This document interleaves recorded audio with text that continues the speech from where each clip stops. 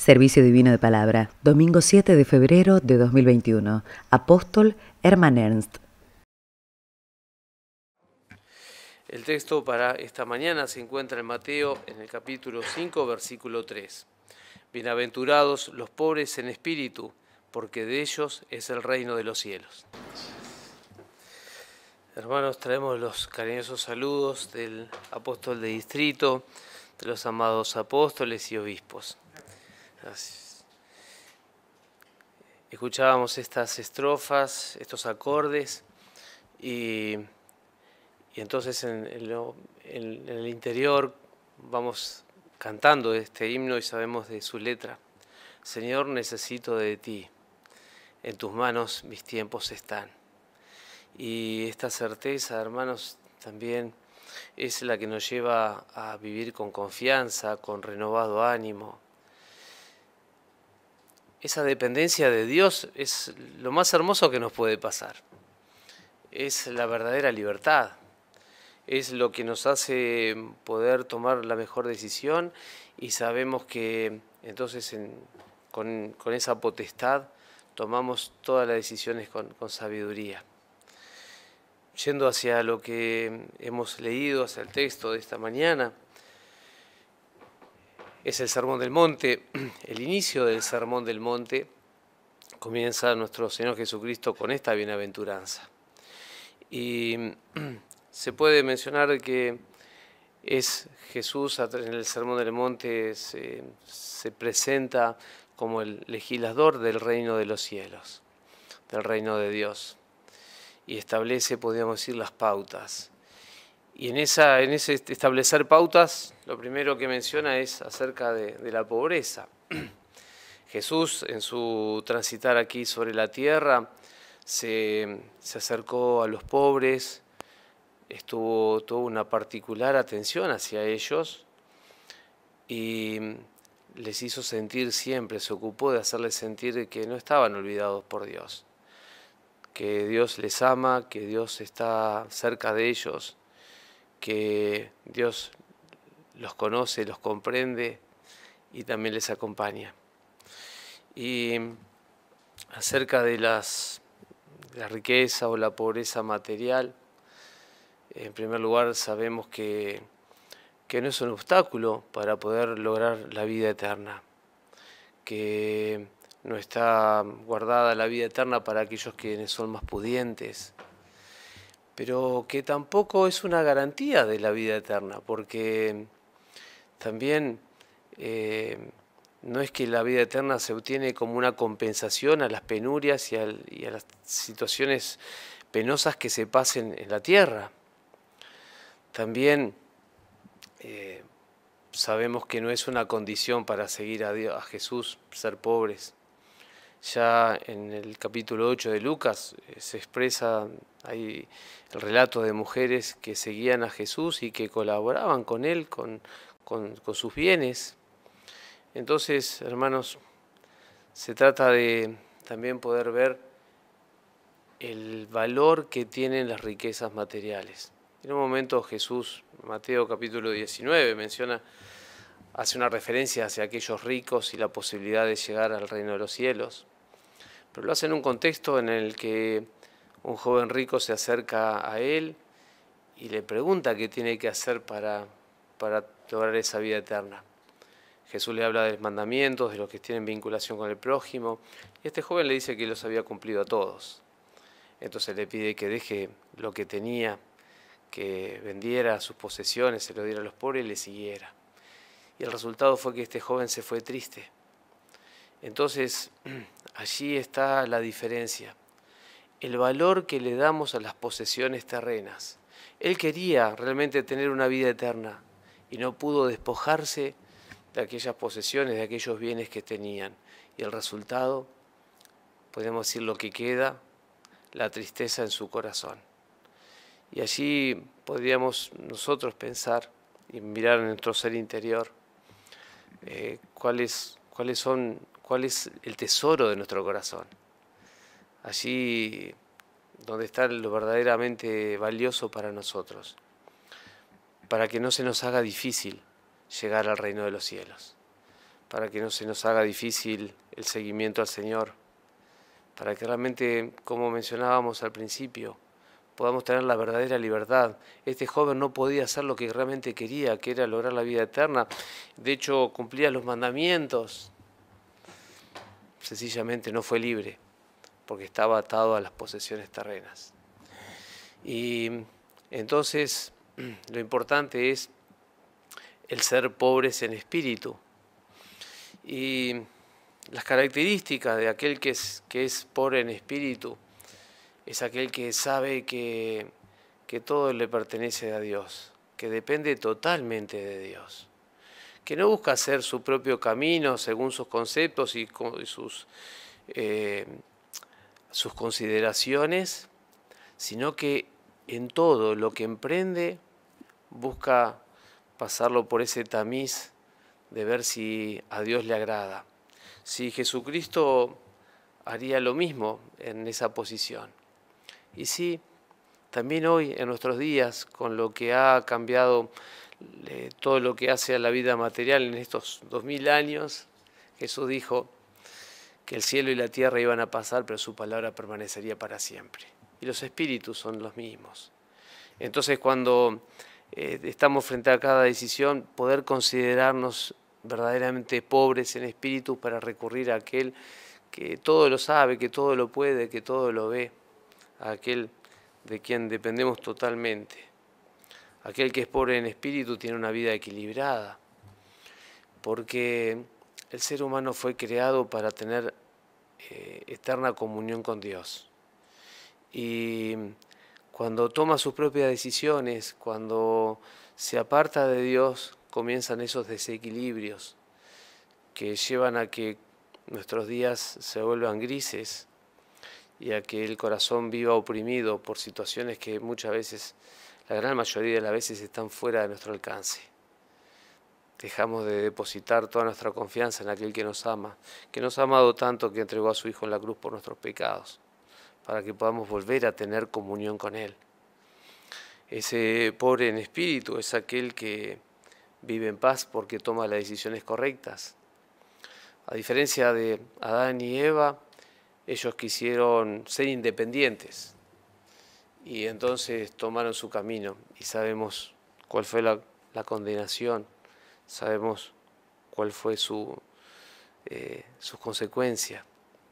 Entonces logramos tener paz en nuestras decisiones cuando colocamos por delante al Señor. Que Él siempre sea el alfa y la omega, el principio y el fin en nuestros corazones. Cuando comenzamos a planear y después que hemos vivido las consecuencias de esa decisión que tomamos, entonces en primer lugar ponerlo a su consideración en nuestras oraciones y una vez vivido aquello que nos habíamos propuesto, poder también colocar el agradecimiento. Aun cuando quizás no haya resultado tal como lo esperábamos, pero tendremos la certeza de que hemos obrado y hemos vivido lo que atañe a esa decisión bajo su amparo, su protección, y que entonces, porque le amamos a Dios, todas las cosas nos ayudan a bien. El que es pobre en espíritu es consciente de sus limitaciones. Entonces nos trata de entender todo, de poder razonar todo, de dominar todas las cosas, sino que sabe esperar en el Señor y entregar sus caminos en sus manos. Hermanos, es tan hermoso poder vivir conforme la fe. Hay tantas personas que expresan cómo me gustaría tener fe. Y la fe no viene como por arte de magia, hay que querer creer. Y para querer creer, o para aquel que quiere creer, hay un camino, es la palabra impulsada por el Espíritu. Esa es la que promueve la fe. Entonces se trata de tomar decisiones, de como fue invitado ese joven rico, vender lo que tenemos, aquellos conceptos que hemos tomado, aquellas posturas, hermanos, porque muchas veces también no nos acercamos a Dios porque queremos proyectar una imagen quizás de autosuficiencia y entonces no nos volvemos pobres en espíritu frente a Dios Y esto es una condición sine qua non. Tenemos que serlo así. Y, hermanos, cuando podemos mirar en distintos momentos del plan de salvación de Dios, serían ricos en espíritu, pobres en espíritu, aquellos que estaban en la entrada del templo. ¿Cómo es nuestra relación con Dios? Hace algunos miércoles atrás hemos escuchado en la palabra pastoral aquel momento en el que Jesús le decía a aquellos que le seguían, que lo seguían no por las razones adecuadas, sino porque habían comido, Jesús había hecho el milagro de los panes, la multiplicación de los panes y los peces, y se habían saciado. ¿Cómo nos acercamos al Señor? Aquellos hombres que estaban a la entrada del templo y que negociaban y que hacían cambio, podríamos decir, se sintieron seguramente ricos en espíritu, y entonces asumieron una relación con Dios de la cual también adquirían un beneficio, buscaban un beneficio material. Aquel que es pobre en espíritu no pretende otra cosa que hallar gracia en los ojos de Dios, y entonces tampoco se coloca condiciones a la entrada del templo del Señor. No establece una relación con Dios por la cual dice, bueno, si pasa esta cosa o si pasa lo otro, o si tal hermano o tal siervo no cambia su postura, yo no vuelvo a los servicios divinos. Sino que realmente el pobre en espíritu le interesa esa relación con Dios y se humilla frente a Dios y frente al prójimo, una y otra vez. Podemos mirar nuestra ofrenda, y Jesús enseñaba acerca de la ofrenda cuando aquella viuda pobre se acercaba y ofrendaba 2 blancas. Dice, es mucho más importante que lo que habían ofrendado aquellos ricos, aquellos poderosos. Esta mujer ha ofrendado de lo que tenía. Y hermanos, también allí podemos ver si realmente somos pobres en espíritu, como en nuestra ofrenda. Caín también ofrendaba lo mejor que tenía, pero pasa por la posición de corazón.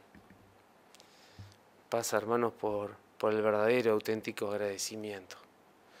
¿Por qué? Por poder asumir esa posición. Al final del libro de Job dice, me arrepiento en polvo y ceniza. Esa posición, hermanos, de sabernos absolutamente necesitados de la gracia y que todo, hermanos, es amor y que no merecemos. También aquel que es pobre en espíritu no interpela a Dios. Jesús en un momento le pregunta a los discípulos, ¿quién dicen los hombres que es el Hijo de Dios? Entonces dijeron, bueno, algunos dicen que eres Juan el Bautista, otros que es Elías, otros profetas. Y entonces Pedro le dice, tú eres el Cristo, el Hijo del Dios viviente. Hermanos, no bajemos a Dios a un plano material. No bajemos a Dios al plano de nuestro entendimiento. No nos quejemos de lo que Dios establece a través de sus caminos. El pobre en espíritu sabe aceptar, reconocer y sabe esperar. Y sabe que nuestro paso por la tierra es apenas un instante frente a lo que nos espera. Y entonces, así como Jesús lo hizo con Pedro, para que no se fuera a sentir autosuficiente o rico en espíritu, le dijo, bienaventurado eres porque no te lo reveló ni carne ni sangre, sino mi Padre que está en los cielos. Seamos pobres en espíritu para ser verdaderamente agradecidos de que Dios, aquel que es eterno, que para quien todo es presente, que creó el universo, el cielo, la tierra, y que nos ha creado a nosotros para que tengamos eterna comunión con Él, es aquel que también quiere ayudarnos, y que la mejor inversión que podemos hacer es colocar nuestra voluntad bajo la de Él. Hermanos, así, de esa forma, podemos reconocer que ese mismo Dios es el que nos conoce más que nosotros mismos. Y cuando nos habla a través del altar, no sentimos que nos está colocando en una medida demasiado alta que nos agobia en lo que espera o pretende de nosotros.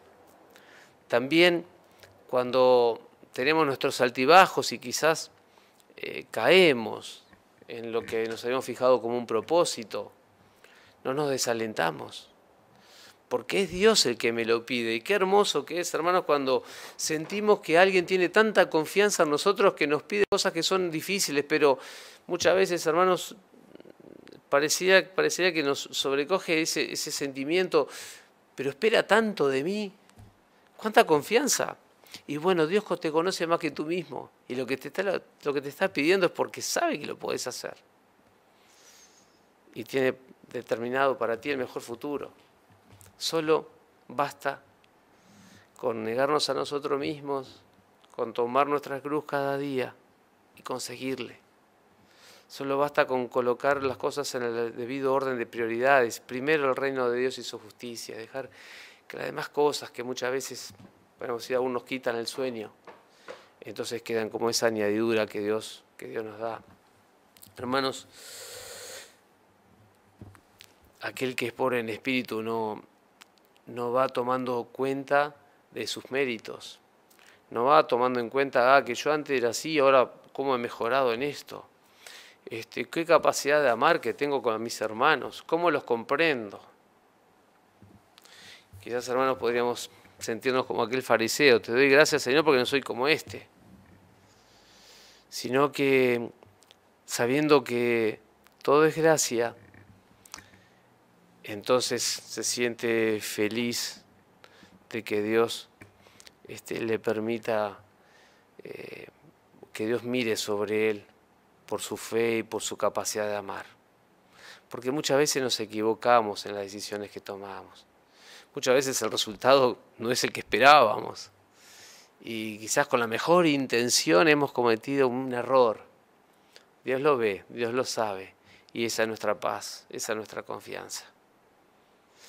Pero como Él nos conoce más que nosotros mismos, sabe cuál es la profunda intención del corazón. Y sobre eso debemos mirar. Hermanos, porque volvemos a reiterar, Él nos conoce más que nosotros mismos.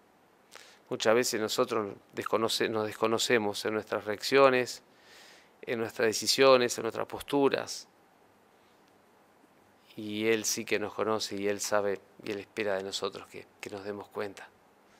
Por eso, más allá que confiar en nuestros logros y en nuestros méritos, buscamos siempre la gracia en el esfuerzo por crecer en la fe y en el amor. Aquel que es pobre en espíritu sabe cuánta necesidad tiene del perdón de los pecados. Porque tenemos la gracia, hermanos, de no tener que torturarnos con los pecados que cometemos, sí tomarlos en cuenta. Hermanos, no se trata de obviarlos y bueno, me equivoqué y ya está. Tampoco se trata, hermanos, de vivir golpeándonos el pecho por lo mal que hemos hecho, sino que con esa sobriedad que nos pide el Señor, que seamos sobrios, le damos el verdadero lugar al pecado, a lo que hemos cometido. Y entonces, hermanos, nos ocupamos también de perdonarnos a nosotros mismos, cuando sabemos que Dios nos perdona aquello que hemos hecho mal. Y cuando nos damos cuenta de tanto y tanto que Dios nos perdona, entonces no hay otra reacción que no sea la de perdonar a nuestro prójimo. Y cuando lo perdonamos, hermanos, entonces nos esforzamos por amarlo. Y hay algo importante, muy importante. No es un pretexto para no perdonar a nuestro hermano saber lo que ha hecho. Para no perdonar a nuestro prójimo, hermanos, así haya cometido gravísimos errores a nuestros ojos, esto no es pretexto para no amarlo. Podríamos pensar en el amor filial. Una madre deja de amar a su hijo que quizás ha cometido un error y está en la cárcel. Lo deja de visitar, deja de ir y estar junto a él. Un buen amigo se aparta de ese amigo cuando ha cometido un grave error. Así tiene que ser con todos nuestros prójimos. Tenemos que sobrepasar esto. Y aquel que es pobre en espíritu conoce de las relaciones tan buenas, tan disfrutables que tenemos entre los seres humanos. Hemos mencionado la amistad, el amor. Pero sabe que más allá de eso, por la condición humana que tenemos, hermanos, la verdadera comunión está cuando buscamos ser uno solo en Cristo. Cuando nos esforzamos por ser su imagen. Cuando buscamos todos ese modelo, entonces allí donde adquirimos ese verdadero amor, ese sentimiento profundo, y es lo que nos permite amar a aquel más allá de lo que haya hecho y que sepamos lo que cometió. Es aquello que nos abre todas las puertas, la de la verdadera libertad. Por eso, hermanos, es bienaventurado aquel que es pobre en espíritu, porque tiene un futuro maravilloso. Que podamos vivir en función de esto, moverlo en el corazón y aplicarlo cada día. Que Dios sea el principio y el fin en toda nuestra vida. Amén.